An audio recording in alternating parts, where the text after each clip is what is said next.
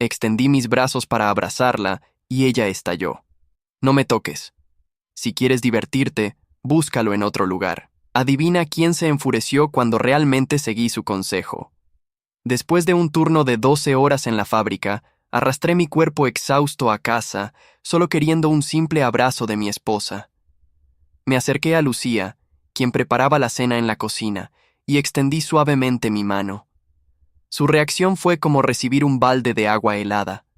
Se apartó con violencia, tirando la cuchara de madera contra el fregadero, con un ruido metálico que cortó el aire. Sus ojos me taladraron con un desprecio que nunca había visto antes. Llevaba puesto ese vestido azul que le regalé en nuestro aniversario, pero lo usaba como si fuera un trapo viejo, arrugado y manchado de salsa. ¿Qué carajo crees que estoy haciendo aquí? ¿Tu sirvienta personal?, gritó con la voz quebrada por la rabia. Llego a casa después de estar todo el día trabajando en la boutique de mi hermana y todavía tengo que cocinar para ti. Y ahora quieres que también sea tu muñeca de cariño. El aire entre nosotros se volvió denso.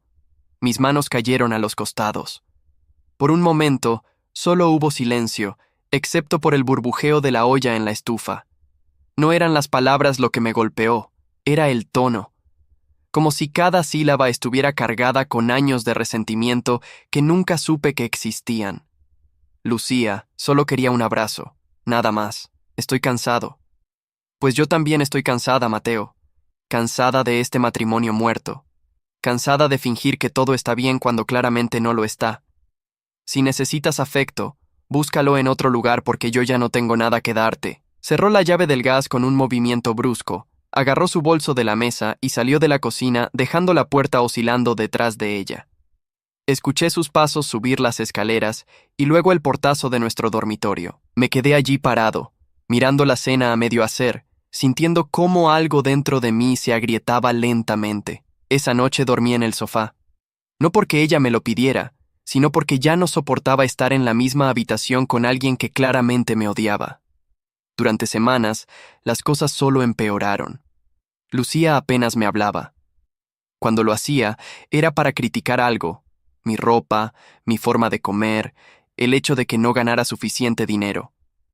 Decía que su hermana tenía razón, que se había casado con un perdedor. Una tarde de sábado, después de otro turno doble en la fábrica, llegué a casa y encontré a Lucía arreglándose frente al espejo del recibidor. Llevaba un vestido ajustado que no reconocí, tacones altos y ese perfume caro que solo usaba en ocasiones especiales. ¿Sales?, pregunté tratando de sonar casual. Sí, con mis amigas.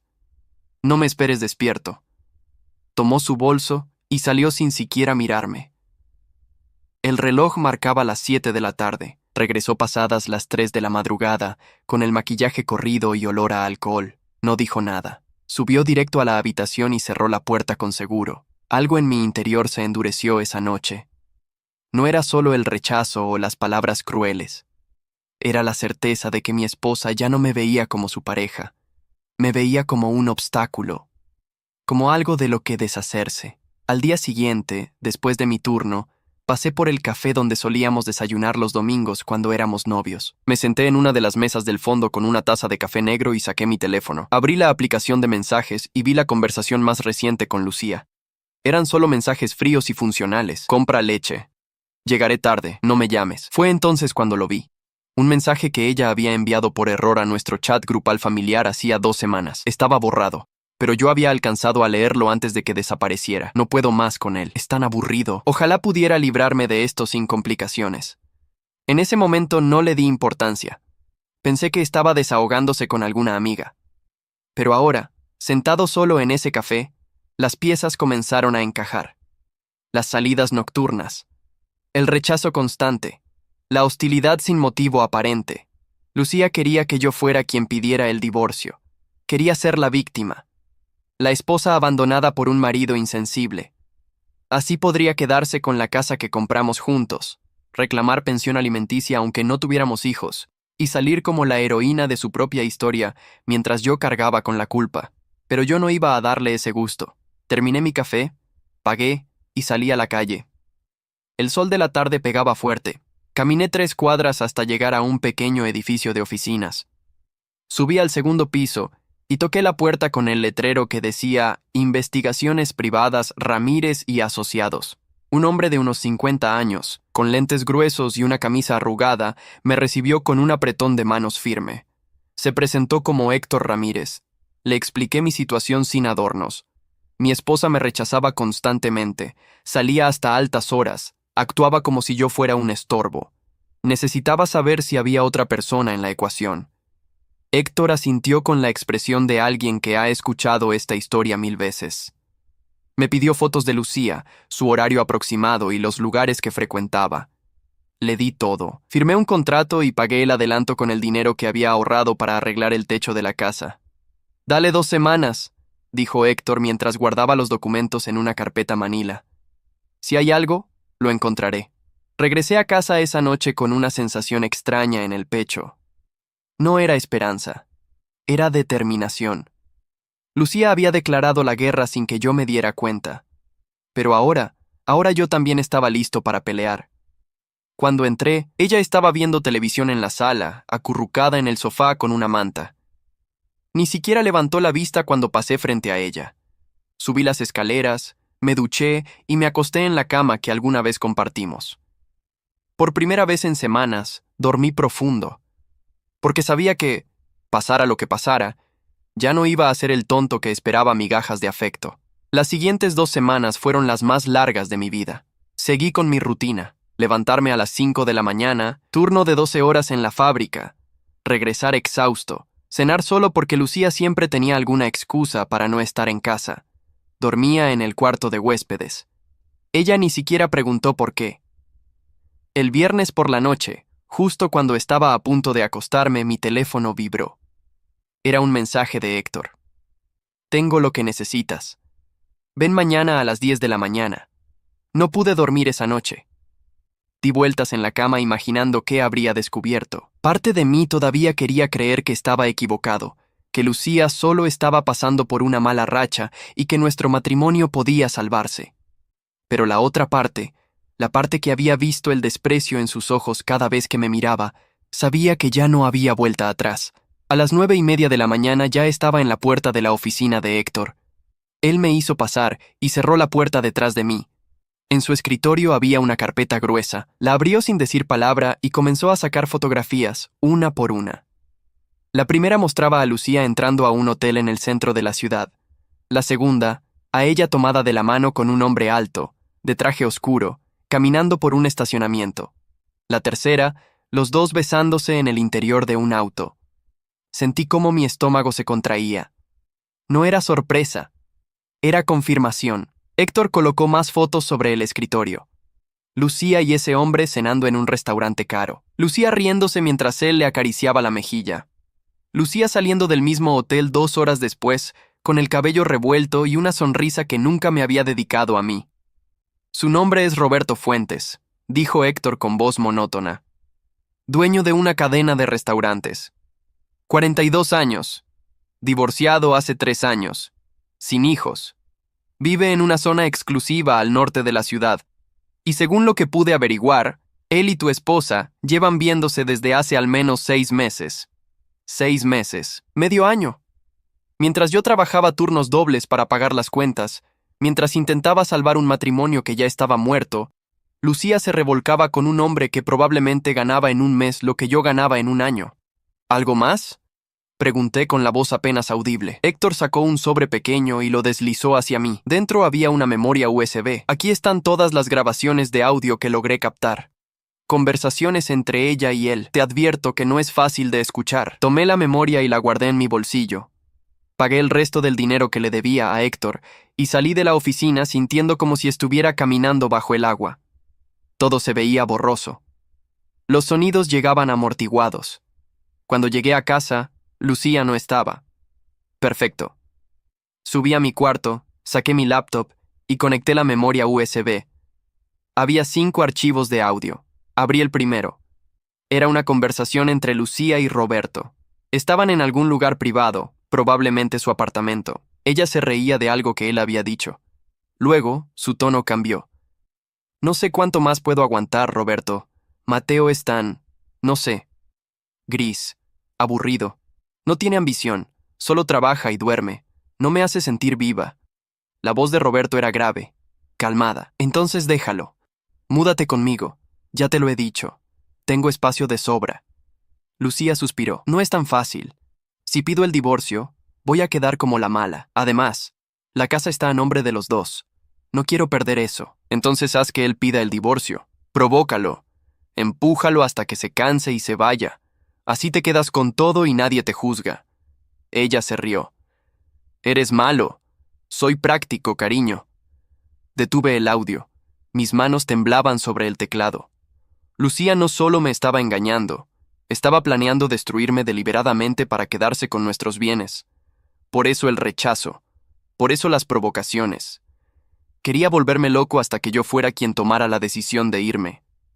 Abrí el segundo archivo. Esta vez era una conversación entre Lucía y su hermana, Patricia. ¿Y qué vas a hacer con Mateo?, preguntó Patricia. Esperar a que se canse y se largue. Ya casi lo tengo en el límite. Anoche explotó porque le dije que no lo tocara. Fue perfecto. Está a punto de quebrar. ¿Y si no se va? Entonces inventaré algo. Diré que me gritó, que me empujó. Lo que sea. Tengo amigas que pueden testificar a mi favor aunque no sea cierto. Una llamada a la policía y listo. Orden de restricción. Casa para mí. Patricia se rió. Eres terrible.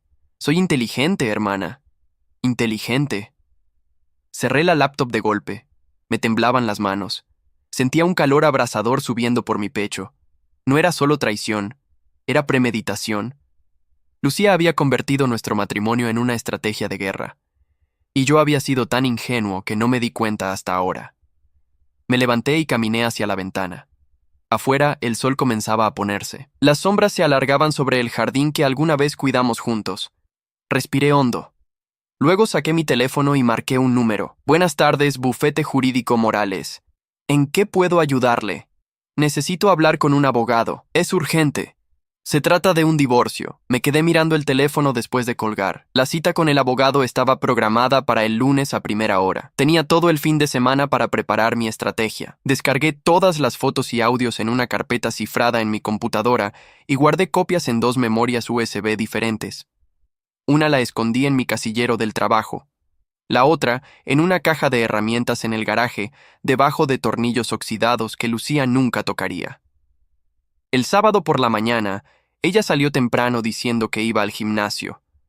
Regresó 4 horas después con el cabello mojado y esa sonrisa satisfecha que me revolvía el estómago.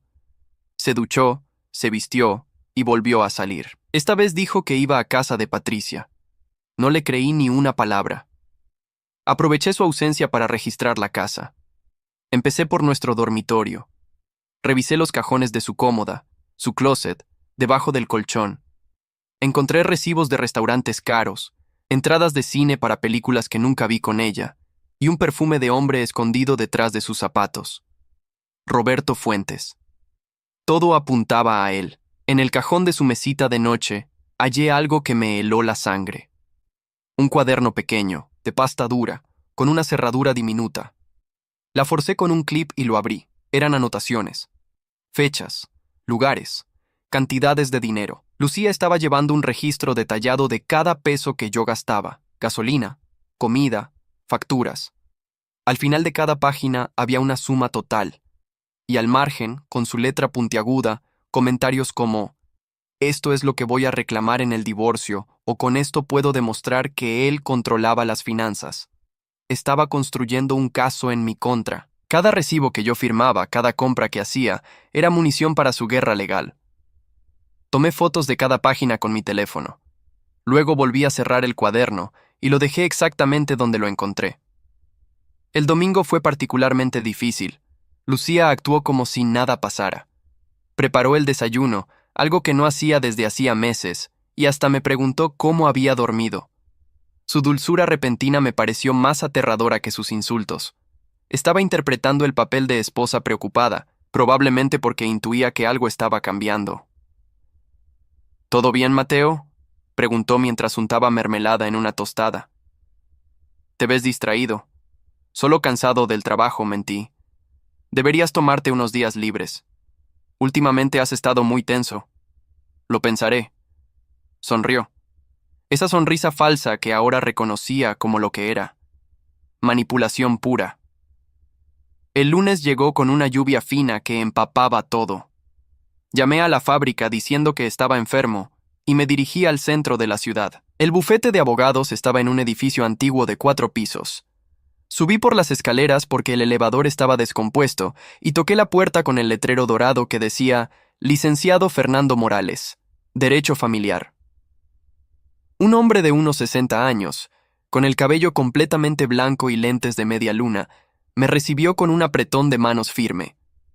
Su oficina olía a libros viejos y café recién hecho. Me senté frente a su escritorio de caoba y saqué la carpeta que había preparado. Fotos, audios transcritos, el cuaderno de anotaciones de Lucía, todo. Fernando revisó cada documento en silencio. De vez en cuando asentía o fruncía el ceño. Cuando terminó, se recostó en su silla y me miró por encima de sus lentes. Su esposa es meticulosa, diré eso, pero cometió un error fatal. Lo documentó todo. Eso nos da una ventaja enorme. ¿Qué tan enorme? Suficiente para que no solo pierda la casa, sino que termine pagándole a usted por daños emocionales y conspiración para defraudar. Lo que ella planeó es ilegal. Intentar manipular a un cónyuge para forzar un divorcio desfavorable es motivo de penalización en la división de bienes. Sentí un alivio extraño. No era felicidad, era justicia en ciernes. Fernando comenzó a explicarme el proceso. Primero, presentaríamos la demanda de divorcio por mi parte, no por el de ella. Argumentaríamos infidelidad comprobada, conspiración para defraudar y abuso emocional. Adjuntaríamos todas las pruebas, fotos, audios, el cuaderno. También solicitaríamos una orden temporal para congelar las cuentas bancarias conjuntas y prohibir que Lucía vendiera o transfiriera cualquier bien a su nombre. Todo esto debe hacerse rápido, dijo Fernando, antes de que ella se dé cuenta de que usted sabe. ¿Cuándo fue la última vez que actuó de manera sospechosa? Ayer. Estuvo inusualmente amable. Entonces, ya sospecha algo. Tenemos que movernos hoy mismo. Pasamos las siguientes 3 horas preparando documentos. Firmé tantos papeles que perdí la cuenta. Cuando salí del bufete, ya era media tarde. Tenía un nudo en el estómago, pero también una claridad que no sentía desde hacía meses. Por primera vez en mucho tiempo, yo tenía el control. Llegué a casa antes que Lucía. Me preparé un café y me senté en la sala a esperar. Ella entró pasadas las 6, cargando bolsas de una tienda departamental. Compró ropa nueva. Otra señal de que estaba preparándose para su nueva vida con Roberto. «Hola», dijo dejando las bolsas en el suelo. «¿Cómo estuvo tu día?» «Tranquilo». «¿Y el tuyo?» «Bien. Fui de compras con Patricia». «Mentira. Patricia estaba trabajando. Lo sabía porque había visto su publicación en redes sociales desde la tienda de su hermana. Pero no dije nada. Solo asentí. Esa noche, Lucía volvió a ser la esposa cariñosa. Preparó la cena, preguntó por mi salud, hasta sugirió que viéramos una película juntos. Yo acepté todo con una calma que la desconcertó. Podía ver la confusión en sus ojos. Esperaba que yo explotara, que le reclamara, que hiciera algo que ella pudiera usar en mi contra. Pero no le di esa satisfacción. Cuando subimos a dormir, ella intentó acercarse. Puso su mano en mi hombro y susurró: «¿Quieres que hablemos? Siento que últimamente hemos estado distantes». Aparté su mano con suavidad. «Estoy cansado, Lucía. Mañana hablamos». Su rostro se endureció por una fracción de segundo, antes de volver a la máscara de preocupación. «Está bien, descansa». Me di la vuelta y cerré los ojos. Escuché cómo ella se movía inquieta en su lado de la cama. Sabía que algo andaba mal, pero no sabía qué. Y eso la estaba matando por dentro. El martes por la mañana, Fernando me llamó temprano. Los documentos estaban listos. La demanda de divorcio se presentaría ese mismo día en el juzgado familiar. También había conseguido la orden temporal para congelar las cuentas. Todo estaba en marcha. Lucía recibiría la notificación oficial el miércoles. Teníamos que asegurarnos de que yo no estuviera en casa cuando eso pasara. Fernando sugirió que me quedara en un hotel esa noche, por seguridad. Las cosas podían ponerse feas. Empaqué una maleta pequeña con ropa y documentos importantes. La escondí en la cajuela de mi auto. Cuando llegué del trabajo ese martes, Lucía estaba en la sala viendo televisión. Parecía tensa. Su teléfono no dejaba de sonar. Cada vez que miraba la pantalla, su expresión se oscurecía más. ¿Todo bien? Pregunté desde la puerta. Ella levantó la vista. Sus ojos tenían un brillo extraño, mezcla de rabia y pánico. ¿Fuiste al banco hoy? No. ¿Por qué? Porque alguien congeló nuestras cuentas. No puedo sacar dinero, ni usar la tarjeta. ¿Fuiste tú? Me encogí de hombros. Yo tampoco puedo acceder. Tal vez es un error del banco. Llama mañana para aclarar. Eso no es un error, Mateo. Esto es deliberado. Entonces tal vez deberías revisar si alguien más tiene acceso a nuestras cuentas, como tu hermana, o ese Roberto con el que has estado saliendo los últimos 6 meses. El silencio que siguió fue tan denso que podría haberlo cortado con un cuchillo. Lucía se levantó del sofá lentamente. Su rostro había perdido todo el color. ¿Qué dijiste? Lo que oíste. Sé todo, Lucía. Las salidas nocturnas, los hoteles, las conversaciones con tu hermana donde planean cómo quitarme la casa, el cuaderno donde anotas cada peso que gasto, todo. Su boca se abrió, pero no salió ningún sonido. Por primera vez desde que la conocía, Lucía estaba completamente desarmada. Mañana vas a recibir los papeles del divorcio, continué con voz tranquila. Te sugiero que consigas un buen abogado, porque el mío es excelente. Salí de la casa antes de que ella pudiera reaccionar. Escuché su grito detrás de mí. Mateo, Mateo, vuelve aquí. Pero no me detuve. Subí a mi auto y conduje directo al hotel que Fernando había reservado. Una habitación sencilla pero limpia. Me senté en la cama y dejé salir el aire que había estado conteniendo. Había cruzado el punto de no retorno. El miércoles por la tarde, Fernando me llamó. Lucía había recibido la notificación. Su reacción fue exactamente la que esperábamos. Primero negó todo, luego intentó justificarse.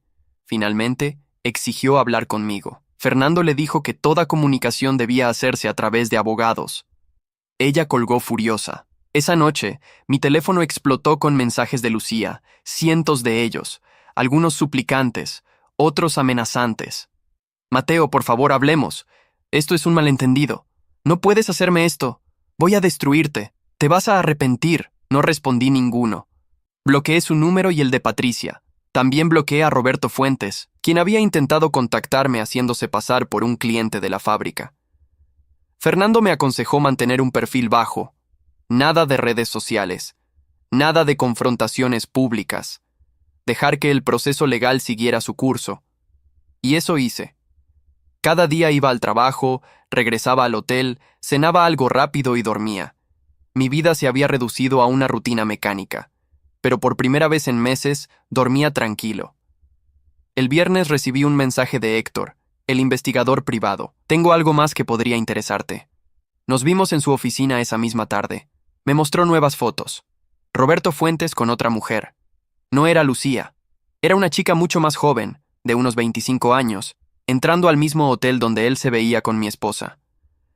Resulta que tu esposa no es la única, dijo Héctor con una sonrisa irónica. Este tipo es un mujeriego serial. Tiene al menos 3 relaciones simultáneas. ¿Lucía lo sabe? Lo dudo. Él es muy cuidadoso. Nunca las lleva al mismo lugar 2 veces. Tomé las fotos. No sabía si usarlas o no, pero era bueno tener más munición. Fernando dijo que podríamos presentarlas si Lucía intentaba argumentar que Roberto era su verdadero amor y que por eso había dejado el matrimonio. Mostrar que él era un mentiroso compulsivo destruiría cualquier narrativa romántica que ella quisiera crear. La primera audiencia estaba programada para 3 semanas después. Fernando me advirtió que Lucía probablemente contrataría a alguien agresivo, y tenía razón. Su abogado era una mujer llamada Verónica Salinas, conocida por sus tácticas sucias y por ganar casos imposibles. Pero Fernando no estaba preocupado. Ella es buena, pero nosotros tenemos la verdad de nuestro lado, y eso siempre gana. Los días previos a la audiencia fueron los más tensos. Lucía intentó todo para contactarme. Apareció en la fábrica. Le pedí a seguridad que la escoltara fuera. Fue al hotel. La recepcionista no le dio mi número de habitación. Hasta intentó hablar con mi mamá, pero ella, conociendo toda la historia, le colgó el teléfono. El día de la audiencia llegué temprano al juzgado. Fernando me esperaba en las escaleras con un maletín negro y una expresión confiada. Entramos juntos. La sala estaba fría y olía a papel viejo. Me senté en la mesa del demandante. A los pocos minutos, Lucía entró acompañada de Verónica Salinas. No la había visto en 3 semanas. Estaba más delgada. Tenía ojeras profundas. Su ropa, aunque cara, parecía colgar de su cuerpo. Se sentó en la mesa del demandado y me miró. Intenté leer algo en sus ojos. Arrepentimiento. Rabia. Pero solo vi vacío. El juez entró y todos nos pusimos de pie. Era un hombre mayor, de rostro severo, con una reputación de ser implacable con mentirosos. Perfecto. La audiencia comenzó con los argumentos de apertura. Fernando presentó nuestra posición. Infidelidad comprobada. Conspiración para defraudar. Abuso emocional. Adjuntó las fotos, los audios transcritos y el cuaderno de anotaciones. El juez revisó cada documento con atención. Verónica Salinas intentó desacreditar las pruebas. Argumentó que las fotos podían ser sacadas de contexto, que los audios estaban editados, que el cuaderno era solo un diario personal sin validez legal. Pero Fernando tenía respuestas para todo. Las fotos incluían metadatos con fecha y hora. Los audios tenían certificación de autenticidad de un perito forense. Y el cuaderno contenía información financiera detallada que solo Lucía podía haber recopilado. Cuando el juez preguntó si Lucía tenía algo que decir, ella se levantó temblando. Su voz era apenas un susurro. Yo amaba a Mateo. Cometí errores, lo admito. Pero él me ignoraba. Trabajaba todo el tiempo. Nunca estaba en casa. Me sentía sola. Fernando se puso de pie. Con permiso, su señoría. La defensa argumenta que mi cliente estaba ausente por trabajo, pero el registro laboral muestra que el señor Mateo trabajaba turnos regulares de 12 horas, 5 días a la semana. Nada fuera de lo común para un trabajador de fábrica. Mientras tanto, la señora Lucía pasaba esas horas en hoteles con el señor Roberto Fuentes. ¿Quién ignoraba a quién realmente? El juez golpeó su martillo. Suficiente. Evaluaré las pruebas y emitiré una resolución en 30 días. Salimos del juzgado en silencio. Fernando me dio una palmada en el hombro. Estuvo bien. Ahora solo queda esperar. Durante esos 30 días, mi vida continuó en piloto automático. Trabajo, hotel, dormir. Lucía dejó de intentar contactarme.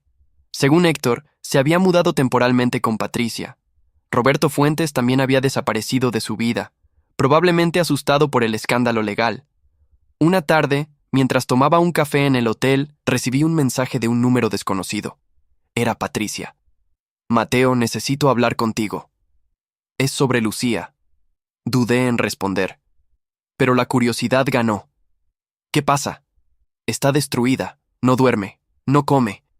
Sé que cometió errores horribles, pero es mi hermana. Por favor, ten piedad.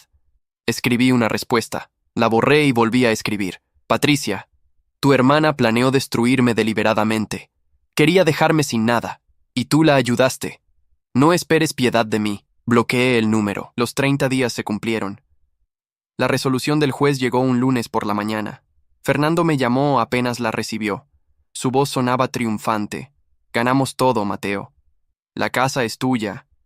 Las cuentas son tuyas. Ella no recibe pensión. Y debe pagar los costos del juicio, incluidos tus honorarios legales. ¿Ella apeló? No puede. Las pruebas eran irrefutables. El juez hasta mencionó en su resolución que este caso debería servir como precedente para otros donde se intente manipular a un cónyuge. Felicidades, Mateo. Eres libre. Colgué el teléfono y me quedé sentado en silencio. No sentía alegría, no sentía venganza, solo un cansancio profundo, como si hubiera corrido un maratón y finalmente pudiera detenerme. Esa tarde fui a la casa. Nuestra casa. Mi casa ahora. Entré despacio.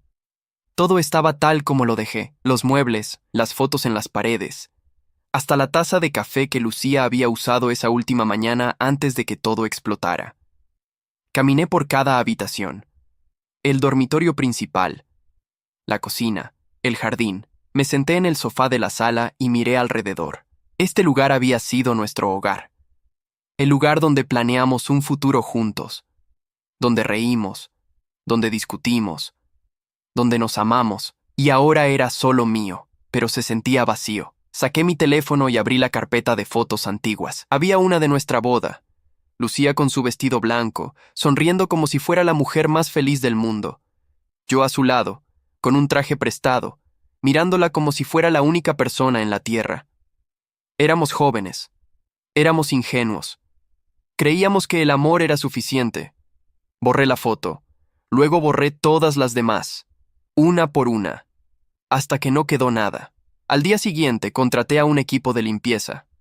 Sacaron todo lo que olía a Lucía: ropa, maquillaje, libros, hasta los muebles que ella había elegido. Doné la mayoría. El resto lo tiré. Pinté las paredes de un color diferente. Cambié las cortinas. Compré un sofá nuevo. En 2 semanas, la casa era irreconocible. Ya no era nuestro hogar. Era el mío. Una tarde, mientras organizaba papeles en mi nueva oficina, encontré una carta. Estaba en un sobre blanco, sin remitente. La abrí con cuidado. Era de Lucía. Mateo, no espero que me perdones.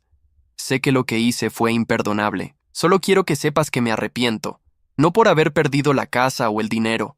Me arrepiento por haber perdido al hombre que realmente me amó. Roberto no era nada comparado contigo. Era una ilusión. Un escape de una vida que yo misma arruiné. Ahora estoy sola. Y lo merezco.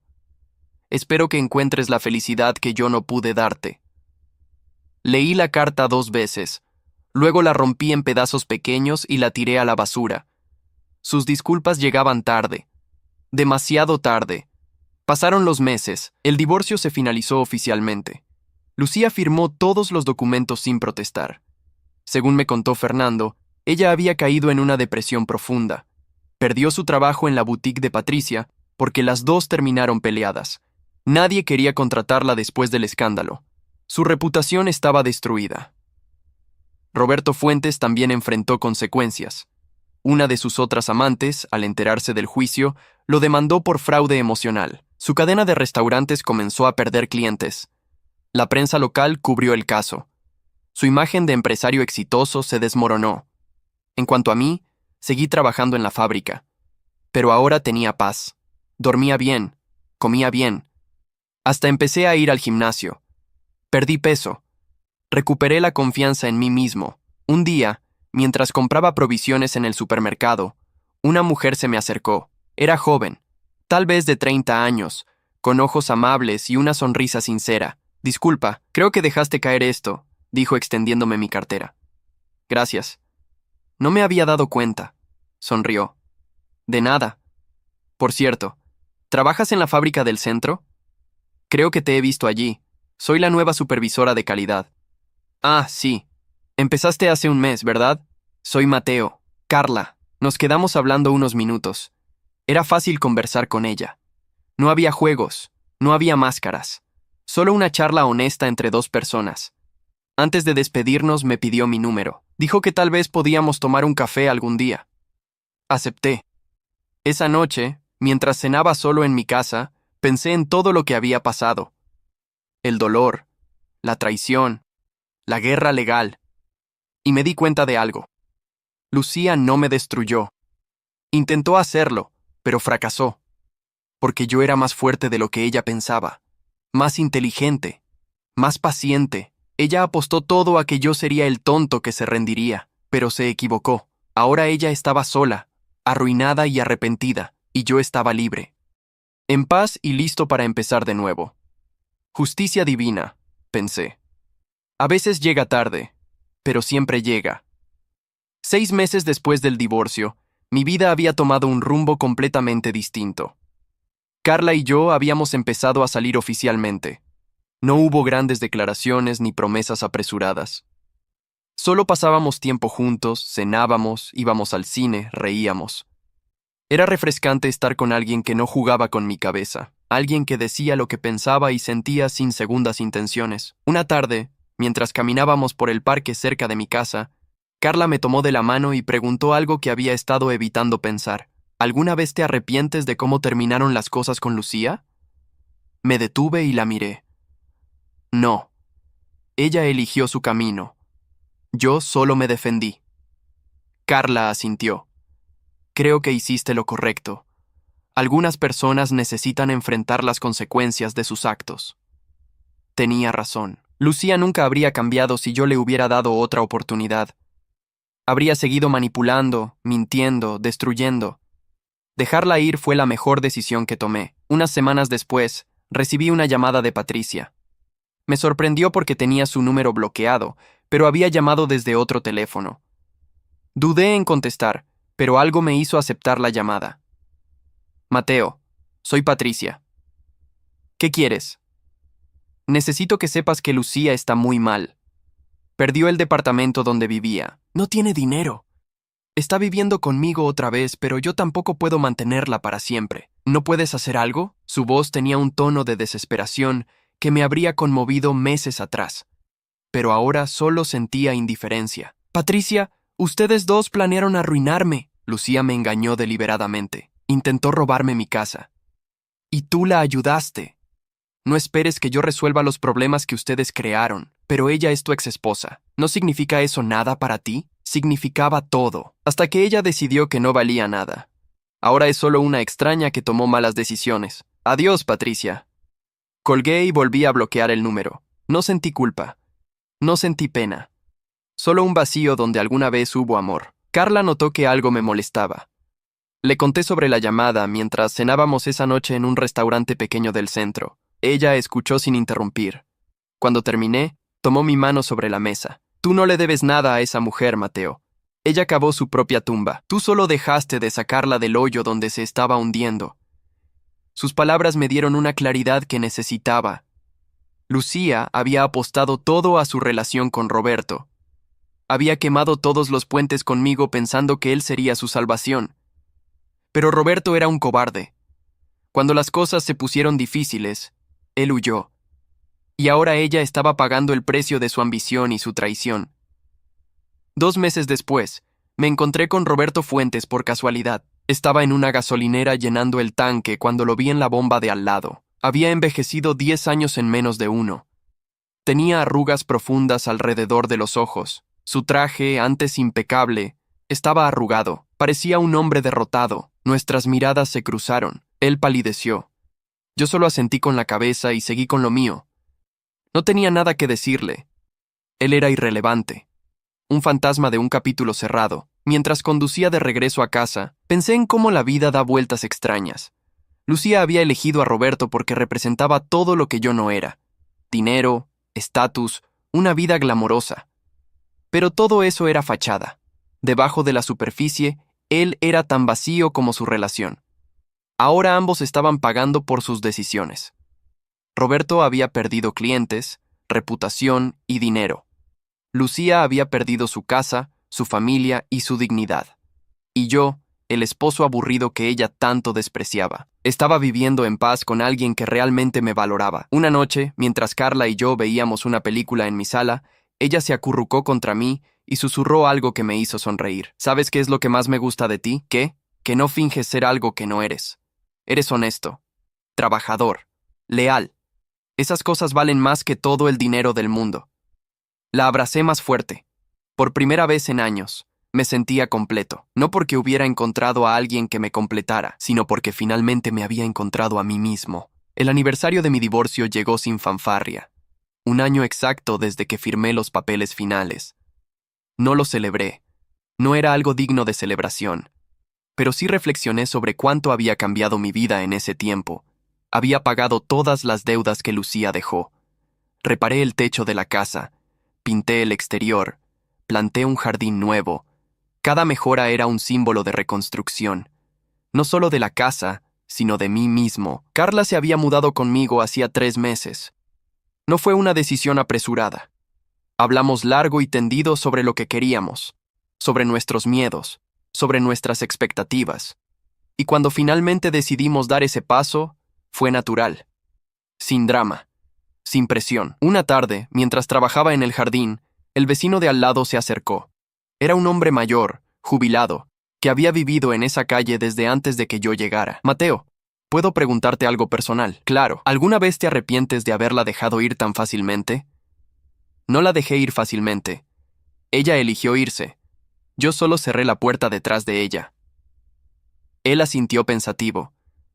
Es solo que he visto a muchas parejas ir y venir en esta calle. Y siempre me pregunto si el amor verdadero existe o si todos solo estamos fingiendo. Creo que el amor verdadero existe, respondí mientras plantaba una rosa nueva. Pero tiene que ser recíproco. Si una persona ama y la otra solo finge, eso no es amor, es una actuación. Y las actuaciones siempre terminan.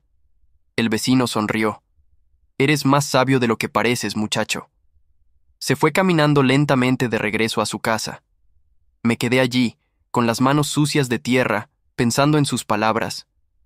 ¿El amor verdadero existe? Sí, pero no con Lucía. Tal vez nunca fue amor lo nuestro. Tal vez fue solo dos personas solitarias que confundieron la necesidad con el afecto. Esa noche, Carla y yo cenamos en el jardín recién arreglado. Las luces colgantes creaban una atmósfera cálida. Ella había cocinado pasta, mi comida favorita. Hablamos sobre todo y nada. Trabajo, planes para el fin de semana, un viaje que queríamos hacer. En medio de la conversación, ella dijo algo que me tomó por sorpresa. Mateo, ¿alguna vez piensas en tener hijos? A veces.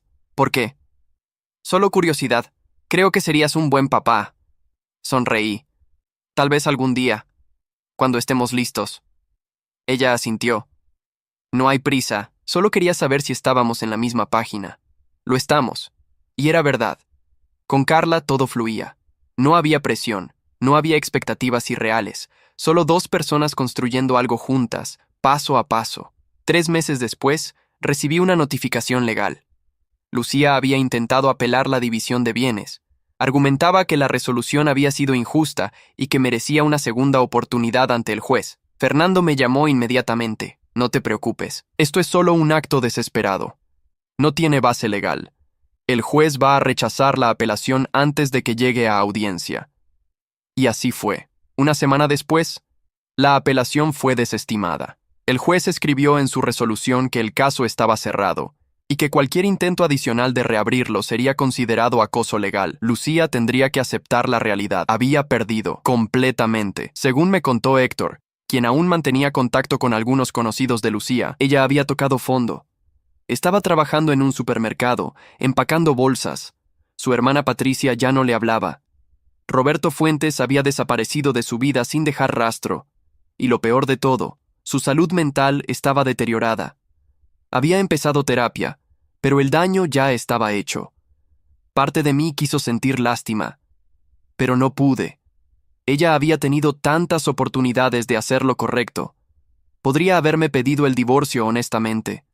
Podría haber admitido que ya no me amaba. Podría haber dividido las cosas de manera justa. Pero eligió el camino de la manipulación y la traición, y ahora vivía con las consecuencias. El último día del año, Carla y yo fuimos a la playa.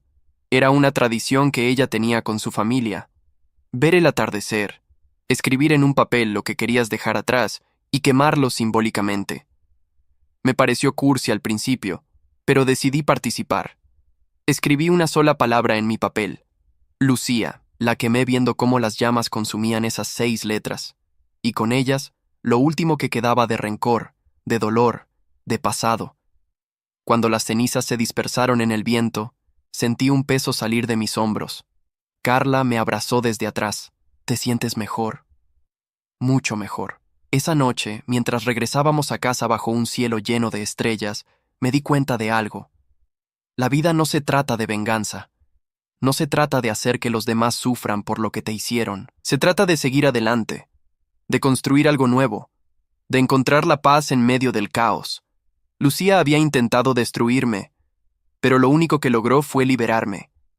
Y ahora, finalmente, yo era libre. 5 años después del divorcio, mi vida era irreconocible comparada con aquellos días oscuros. Carla y yo nos habíamos casado en una ceremonia pequeña, íntima, solo con nuestros amigos más cercanos y familia. Compramos una casa nueva en otro barrio, un lugar sin fantasmas del pasado. Tuvimos una hija, Emma, que acababa de cumplir 2 años. Seguía trabajando en la fábrica, pero ahora como supervisor. El salario era mejor, las horas más manejables, y lo más importante, volvía a casa cada día a una familia que me amaba de verdad. Una tarde de sábado, mientras Emma jugaba en el parque, una mujer se me acercó. Tardé unos segundos en reconocerla. Era Lucía. pero no la Lucía que recordaba. Esta versión estaba demacrada, con el cabello gris despeinado, ropa vieja y gastada. Parecía haber envejecido 20 años. «Mateo», dijo con voz temblorosa, «necesito hablar contigo». Miré alrededor buscando a Carla. Estaba al otro lado del parque con Emma. Le hice una seña de que todo estaba bien. «¿Qué quieres, Lucía? Solo quiero disculparme». «De verdad. Sé que no significa nada después de todo lo que pasó, pero necesito que sepas que me arrepiento cada día de mi vida». La miré sin emoción. «¿Eso es todo?». Ella asintió, con lágrimas corriendo por sus mejillas. «También quería que supieras que estoy mejor ahora. Conseguí un trabajo estable. Estoy yendo a terapia. Estoy intentando reconstruir mi vida. Me alegro por ti». «¿De verdad?». «Sí, pero no porque me importe lo que te pase. Me alegro porque significa que finalmente dejaste de ser mi problema». Su rostro se descompuso. «Entiendo. Solo quería que supieras que nunca quise lastimarte de la manera en que lo hice. Pero lo hiciste, y viviste con las consecuencias. Eso es todo lo que hay que decir». Me di la vuelta y caminé de regreso hacia donde estaban Carla y Emma. Escuché a Lucía sollozar detrás de mí, pero no me detuve, no miré atrás, porque ella ya no era parte de mi historia. Era solo una nota al pie, un recordatorio de lo que no quería en mi vida. Carla me vio llegar y leyó mi expresión inmediatamente. ¿Era ella? «Sí. ¿Estás bien?» «Perfectamente bien». Tomé a Emma en mis brazos. Ella se rió y me jaló el cabello. Carla me rodeó con su brazo. Y en ese momento, rodeado por las personas que realmente me amaban, supe que había ganado. No porque Lucía hubiera perdido, sino porque yo había encontrado algo que ella nunca podría destruir. Paz, amor verdadero. Y una segunda oportunidad en la vida. Mientras caminábamos de regreso al auto, con Emma tarareando una canción infantil y Carla hablando sobre lo que cocinaríamos para la cena, pensé en todos los hombres que están pasando por lo mismo que yo pasé. Hombres que son traicionados, manipulados, destruidos emocionalmente por personas que juraron amarlos. Y quiero que sepan esto: no están solos. Y sí hay vida después de la traición. Solo necesitas tener el valor de cerrar la puerta cuando alguien te demuestra que no merece estar en tu vida. Lucía me enseñó muchas cosas. Me enseñó a reconocer las señales de la manipulación. Me enseñó que el amor no es suficiente si no hay respeto. Me enseñó que a veces la persona que más daño te hace es la que prometió nunca lastimarte. Pero también me enseñó que puedo sobrevivir, que soy más fuerte de lo que creía, y que merezco ser amado de verdad.